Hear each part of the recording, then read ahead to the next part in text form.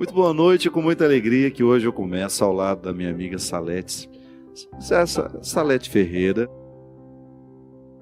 Quantos anos que você já é minha amiga? Verdade, uns 12, 13, Não, eu 14. tenho 26. Não, você tinha 27 anos Não, quando eu te eu conheci. tenho 26 agora. Eu te conheci, eu tinha uns 12, eu acho. Você foi minha catequista. Brincadeira, essa minha amiga muito querida hoje está aqui comigo, porque eu tô derrubadinho. Eu imaginei. Cansado. Pra me tirar de casa. Na verdade, ela se ofereceu para vir ao programa. Que padre, não pode mentir, nem ao vivo. Brincadeira, não. Você não se ofereceu, não. Eu liguei e falei assim, Salete, o que você vai fazer hoje à noite? Ela demorou meia hora para me responder. Eu tenho uma reunião. Tem uma reunião.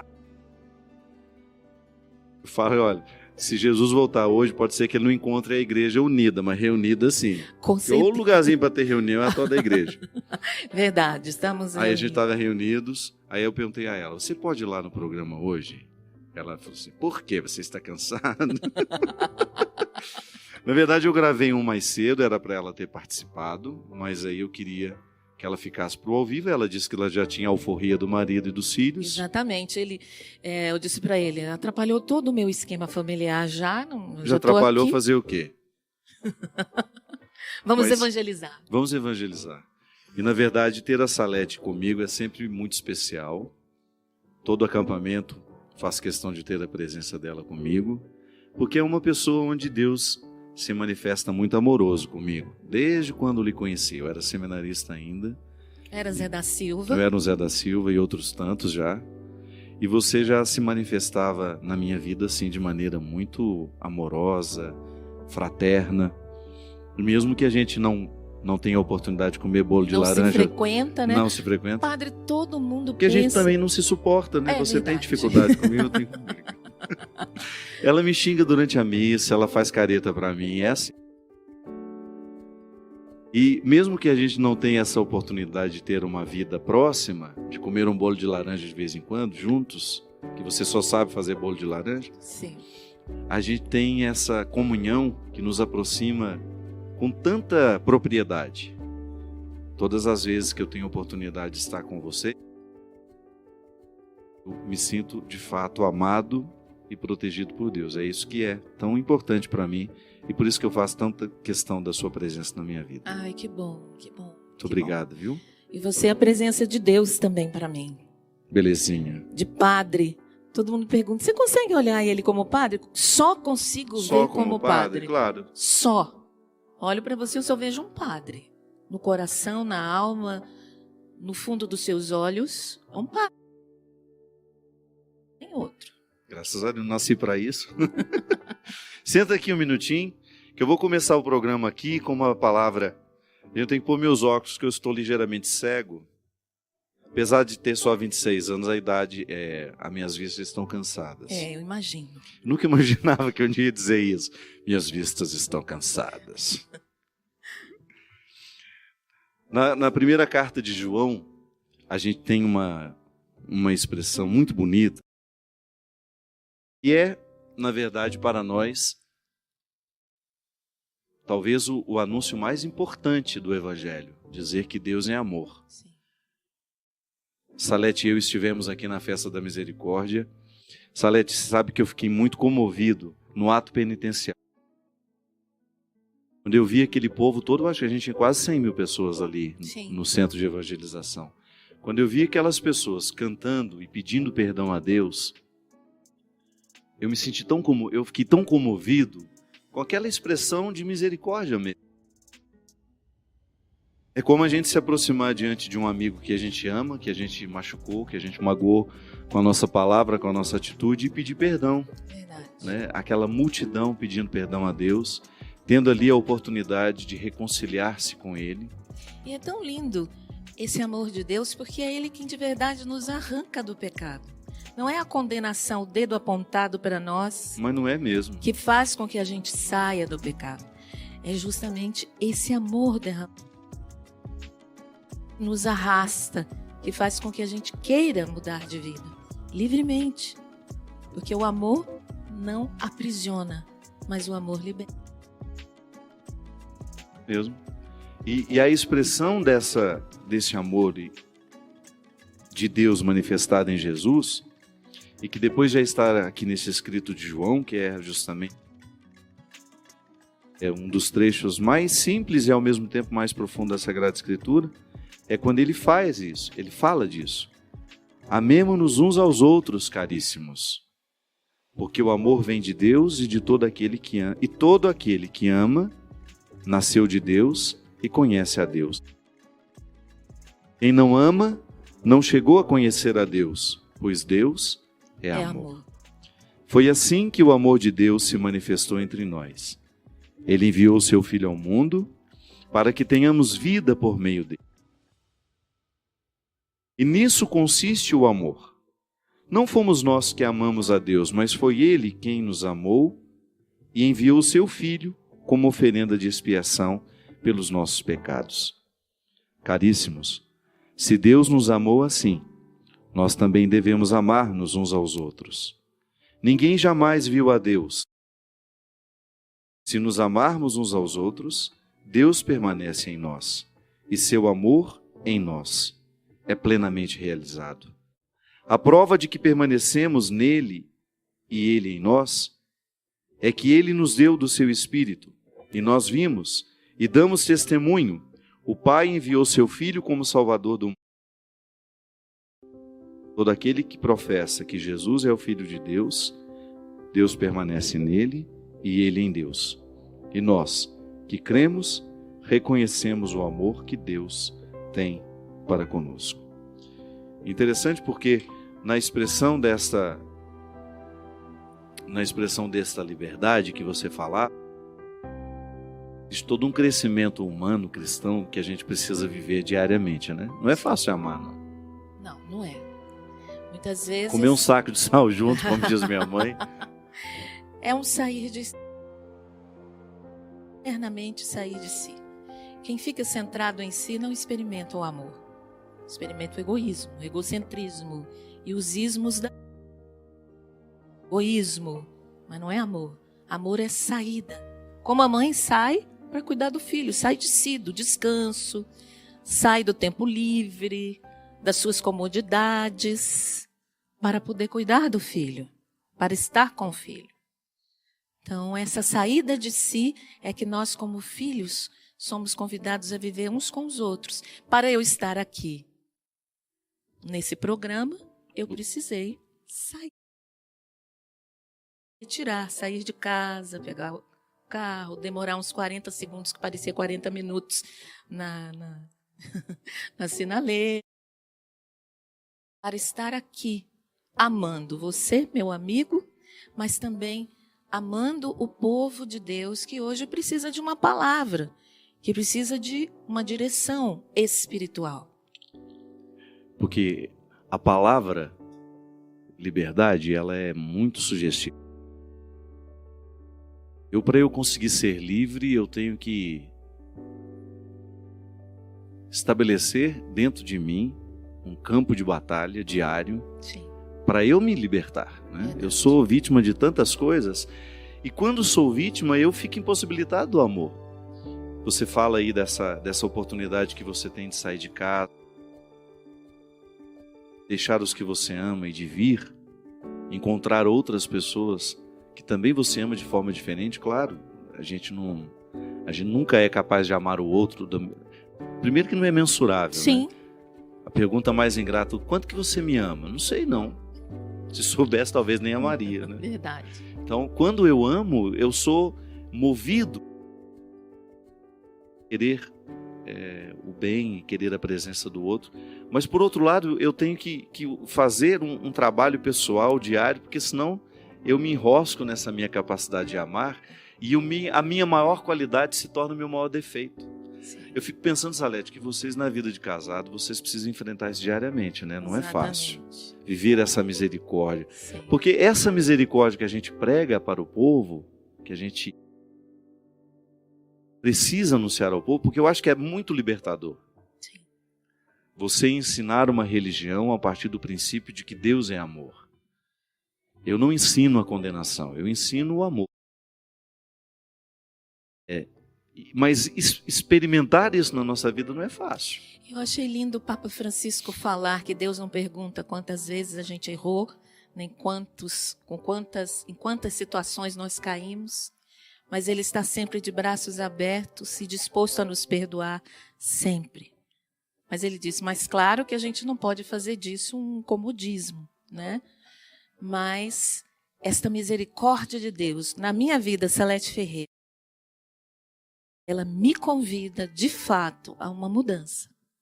A nunca me contentar com aquilo que já caminhei, com os passos que já...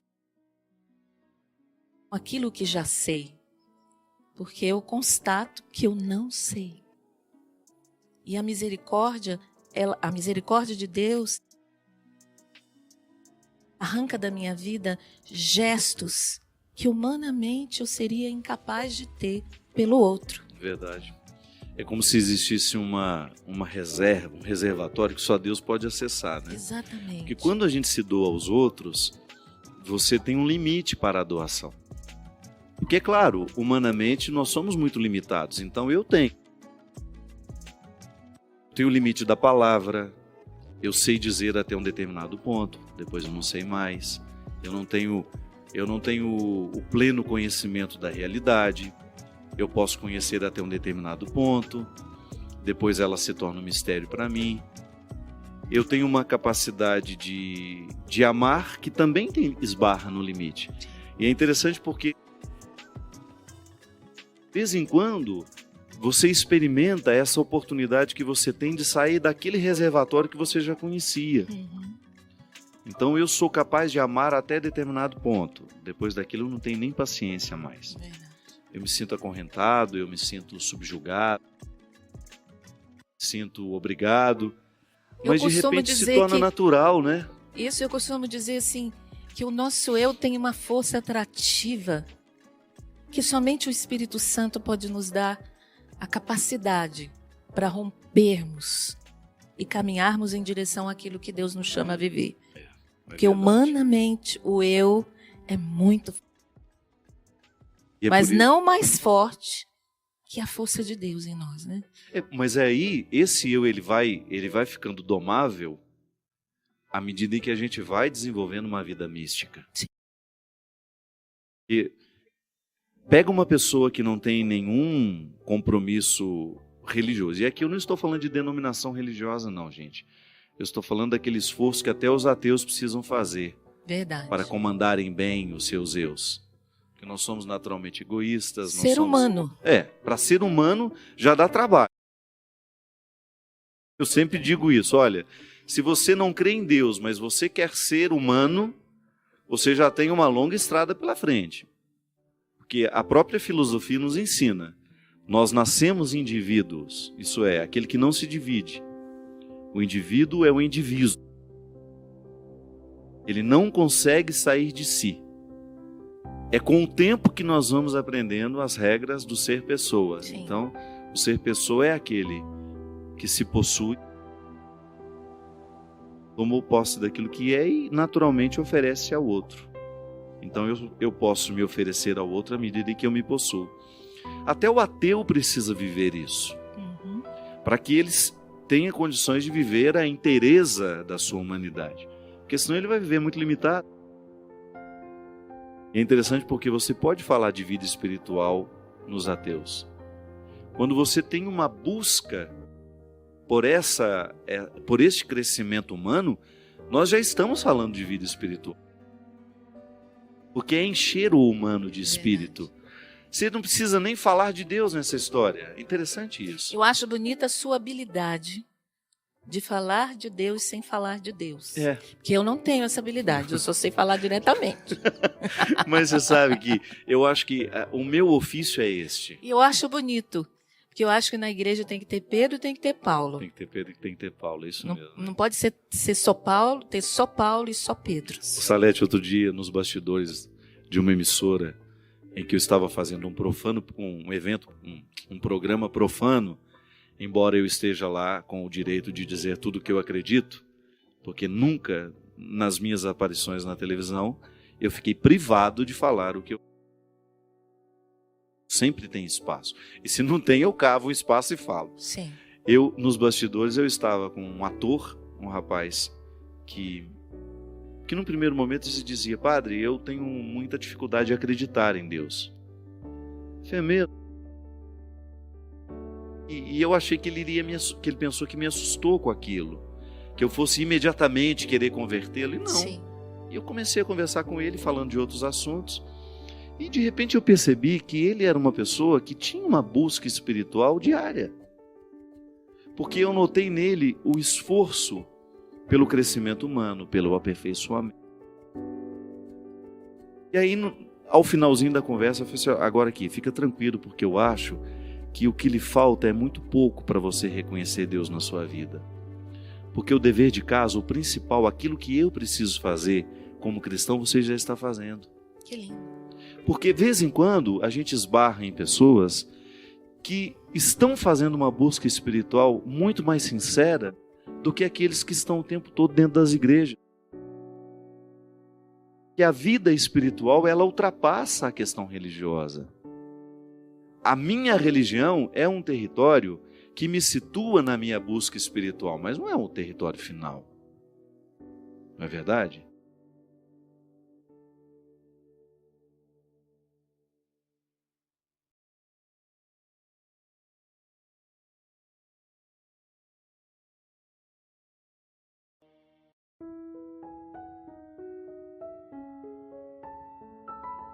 Quando eu vou tomando posse de quem eu sou, aí sim eu tenho o direito de me dar a alguém.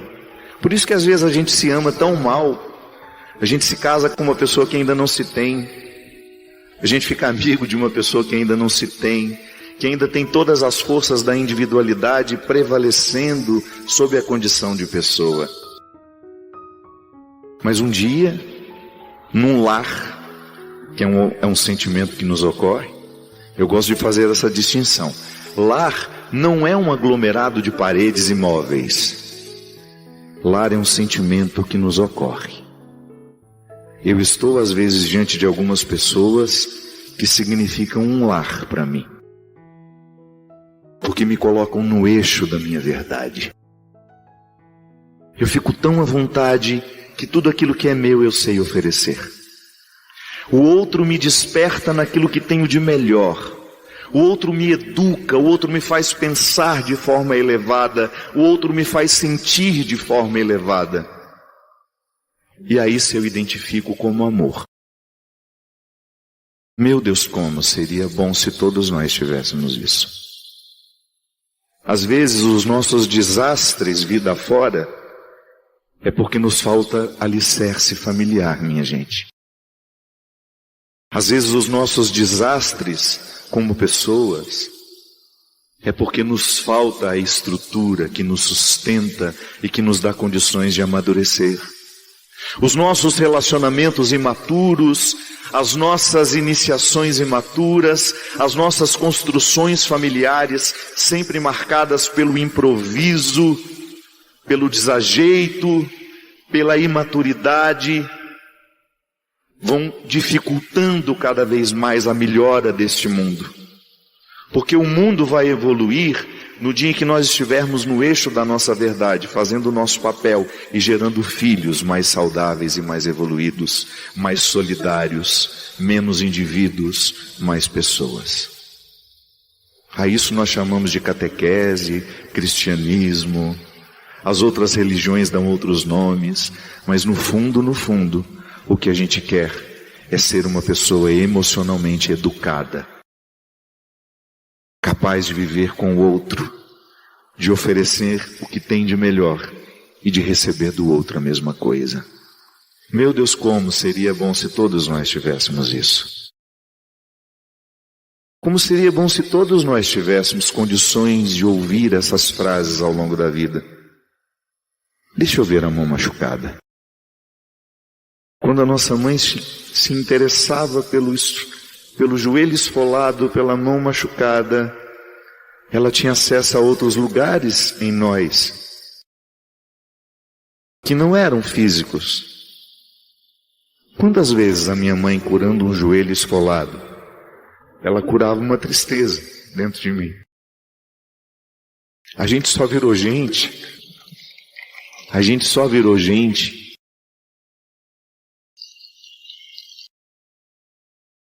A gente só virou gente porque alguém se interessava que a gente não dormisse tão tarde. Sai dessa cama. Se talvez a gente não tivéssemos escutado as repreensões que nos educam, a gente não daria nada nesse mundo. A gente teria sido movido pelas preguiças que são tão próprias da adolescência, quando a gente não quer nada nessa vida. Quando a gente acha que tudo é um desastre, e lá vem a nossa mãe pacientemente, ou o nosso pai, ou o nosso tio, aquele que tem acesso a nós. Sai dessa cama, pelo amor de Deus, você tem que estudar. Ou então quando nos autorizava o contrário do que estava dizendo. Filho, não chora. Aí é que a gente chorava mesmo. Porque nada nos faz mais chorar do que quando uma pessoa que nos ama e nos fala. Não chora. Sabe quando você ama? É quando o seu choro é plenamente autorizado. Quando o outro não tem urgência em saciar o próprio egoísmo de não querer alguém sofrendo ao lado. Mas a frase não é para ser interpretada ao pé da letra, é para ser interpretada no seu avesso. Quando alguém que nos ama fala, não chora, é porque ela está nos dando o direito de chorar tudo que a gente precisa chorar, e que às vezes a gente não tem direito.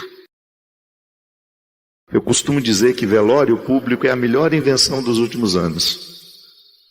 Que lá você entra, chora e não precisa dar satisfações a ninguém. Entra, dá uma chorada e vai embora. Nós estamos muitas vezes proibidos de chorar.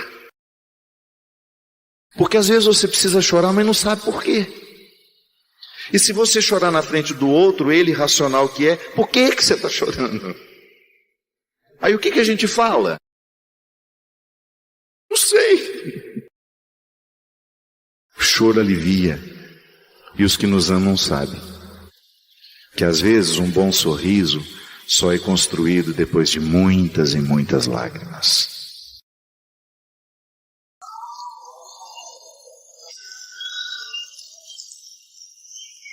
Por isso, por mais difíceis que sejam os vínculos humanos, não desista deles. São eles que nos educam. Nesta vida, o que a gente mais precisa é ter ao lado pessoas que nos ajudem a educar os nossos sentimentos, os nossos pensamentos. Porque somente assim a gente vai chegando ao que Deus quer de nós. Porque a educação da alma, dos sentimentos, do pensamento, é que nos tornam homens e mulheres livres, para que a gente possa ser exatamente aquele que Deus projetou, aquela que Deus quis. Para a gente poder dizer sem medo que se hoje eu sou livre, é porque esta liberdade foi construída pelas pessoas que me amam. Ergue os seus braços para o céu. Vinde, Espírito Santo, enchei os corações dos vossos fiéis e acendei neles o fogo do vosso amor. Enviai o vosso Espírito, e tudo será criado, e renovareis a face da terra. Ó Deus, que instruístes os corações dos vossos fiéis, com a luz do Espírito Santo, fazei que apreciemos retamente todas as coisas, segundo o mesmo Espírito.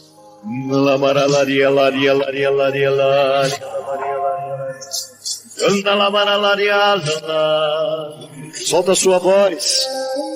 Qual é a libertação que você hoje gostaria de receber do Senhor? Qual é a libertação que hoje você precisa para a sua vida? Os poderes de Deus estão em você. Mas pode ser que o seu estilo de vida, a maneira como você se interpreta, tenha lhe impedido de conhecer os poderes do Espírito em você. O Espírito te blinda contra todo o mal. O Espírito te blinda numa ponte que faz chegar a Deus. aqueles que passam pela sua vida. E hoje nós queremos acordar a força do nosso batismo em nós, a força do Espírito Santo nos concedendo os munos de Cristo, o muno sacerdotal, para que você possa abençoar os que passarem por você, para que você possa derramar bênçãos nos seus trabalhos, com as pessoas que você convive. Você tem o mundo sacerdotal de Cristo. Você é sacerdotisa de Cristo. Você é sacerdote de Cristo. Você participa de uma forma diferente da minha, mas o batismo te dá a autoridade de ser, de representar a bênção de Deus pelo mundo. E hoje nós queremos acordar isso em nós. Nós recebemos um munus profético. Que o Senhor hoje destranque a sua profecia. E não se engane, profecia não é você subir nos púlpitos e ficar dizendo aos outros como eles devem viver, não. A primeira profecia que nós precisamos viver e professar é sobre a nossa vida. Como você precisa viver. Não permita que o diabo dê a ordem. Que a ordem da sua vida seja sempre dada pelo Espírito Santo em você. Que você nunca precise passar pelos outros para entender o que Deus quer da sua vida. Que o outro seja apenas um instrumento para ajudar a discernir. Mas a autoridade primeiro é sua. E hoje nós queremos acordar essa autoridade. O munus profético desperta a profecia no seu coração. Seja profetiza na vida dos seus filhos. Seja profeta na vida dos seus filhos. Seja profeta e profetiza na vida dos seus amigos. Leve a palavra que liberta. Expulse a palavra que faz mal, que amaldiçoa. Tranque as forças da palavra negativa. E desperta a força espiritual da palavra que unge, da palavra que cura, da palavra que encaminha, que endireita, que sara, que abraça, que converte. Toma posse hoje do dom da profecia de Cristo. E por fim, o munus régio. Nós temos a dignidade de Cristo em nós. Que nada e nem ninguém venha ofuscar essa dignidade. Nós estamos coroados com a dignidade de Cristo. E essa dignidade não é outra coisa senão um caminho de santidade. Quanto mais digno você se sentir, quanto mais digno diante de Deus e pequeno diante dele também, porque é ambíguo. A dignidade é um reconhecimento de valor, mas é também um reconhecimento de pequenez e de humildade. O digno é aquele que se sabe pequeno, mas reconhece o valor que tem mesmo sendo pequeno.